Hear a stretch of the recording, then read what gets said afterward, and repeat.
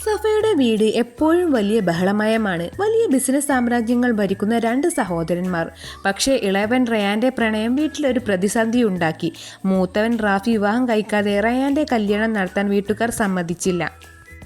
ഒടുവിൽ സഫയുടെ പ്രിയ സുഹൃത്ത് റോഷ്നയെ തന്നെ റാഫിക്ക് വധുവായി വീട്ടുകാർ കണ്ടെത്തി. റോഷ്ന ഒരുപാട് സ്വപ്നങ്ങളുമായാണ് ആ മുറിയിലേക്ക് വന്നത്. പക്ഷേ റാഫി ജനലിലൂടെ പുറത്തെ ഇരുട്ടിലേക്ക് നോക്കി നിൽക്കുകയായിരുന്നു. റോഷ്ന പതിഞ്ഞ സ്വരത്തിൽ, "എന്താ ആലോചിക്കുന്നേ?" റാഫി തിരിഞ്ഞു നോക്കാതെ, "റോഷ്ന, എനിക്കറിയാം നീ ഒരുപാട് പ്രതീക്ഷകളോടെയാണ് ഇങ്ങോട്ട് വന്നതെന്ന്. പക്ഷേ എല്ലാവരുടെയും നിർബന്ധത്തിന് വഴങ്ങിയാണ് ഞാൻ ഈ വിവാഹത്തിന് സമ്മതിച്ചത്. എനിക്ക് നിന്നെ ഒരു ഭാര്യയായി കാണാൻ പെട്ടെന്നൊന്നും കഴിയില്ല."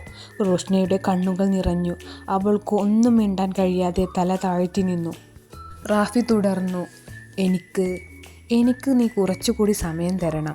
നമുക്കിടയിൽ ഒരു അകലമുണ്ടെങ്കിൽ നീ അതിൽ വിഷമിക്കരുത്." അങ്ങനെ മാസങ്ങൾ കടന്നുപോയി. റാഫി റോഷ്നയെ എപ്പോഴും ഒഴിവാക്കി നടന്നു.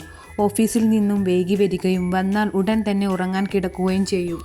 അങ്ങനെ ഒരു ദിവസം രാത്രി പെയ്ത കനത്ത മഴയിൽ റോഷ്ന ബാൽക്കണിയിൽ തനിച്ചിരുന്നു കരയുകയായിരുന്നു. റാഫി അവിടേക്ക് കടന്നു വന്നു. "റോഷ്ന, നീ എന്താ ഇവിടെ തനിച്ചിരിക്കുന്നത്? നിനക്ക് പനി പിടിക്കും." റോഷ്ന കരച്ചിലോടെ, "പനി പിടിച്ചാൽ എന്താ റാഫിക്ക? ആർക്ക് എന്ത് വരാനാ? ഈ വീട്ടിലെല്ലാവർക്കും ഞാൻ സഫയുടെ കൂട്ടുകാരി മാത്രമാണ്. ഞാൻ നിങ്ങളുടെ ആരുമല്ലല്ലോ." റാഫി ആദ്യമായി അവളുടെ വാക്കുകളിലെ വേദന തിരിച്ചറിഞ്ഞു. അവൻ അവളുടെ അരികിലേക്ക് ചേർന്നിരുന്നു. "റാഫി, സോറി റോഷ്ന, ഞാൻ എൻ്റെ ജോലി തിരക്കുകൾക്കിടയിൽ." അവനൊന്ന് പതറി. "ഞാൻ നിന്നെ കാണാതെ പോയി. നീ സഫയുടെ കൂട്ടുകാരി മാത്രമല്ല, എൻ്റെ പകുതിയുമാണ്.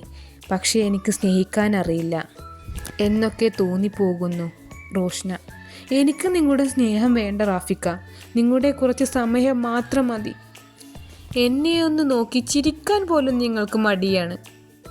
അടുത്ത ദിവസം റാഫി ഓഫീസിൽ പോയില്ല. അവൻ റോഷ്നയ്ക്ക് ഇഷ്ടപ്പെട്ട മുല്ലപ്പൂക്കളുമായി മുറിയിലെത്തി. അവൾ അത്ഭുതത്തോടെ അവനെ നോക്കി.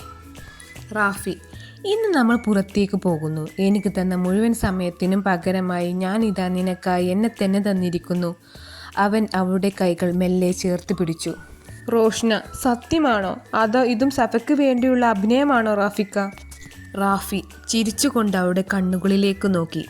"അല്ല റോഷ്ന, ഇത് റാഫി എൻ്റെ റോഷ്നയ്ക്ക് വേണ്ടി ചെയ്യുന്നതാണ്. നീ തന്ന സ്നേഹത്തിന് മുന്നിൽ എൻ്റെ വാശിയും ദേഷ്യവും എല്ലാം തോറ്റുപോയി." ആ രാത്രി നിലാവിൻ്റെ വെളിച്ചത്തിൽ അവർ കൈകൾ ചേർത്ത് ഒരുമിച്ച് നടന്നു. അവളുടെ കാതിൽ മെല്ലെ അവൻ മന്ത്രിച്ചു, "റോഷ്ന, ഇനി മുതൽ നമ്മൾ തമ്മിൽ ഒരുമിച്ചുള്ള നല്ല സമയങ്ങൾ നമുക്ക് എന്നും ഓർത്തു വെക്കാൻ പറ്റുന്ന നല്ല കുറച്ച് നിമിഷങ്ങളായിരിക്കും. I love you." ഇതെല്ലാം സഫയും വീട്ടുകാരും ജനൽപ്പാളിയിലൂടെ ദൂരെ നിന്ന് കാണുന്നുണ്ടായിരുന്നു.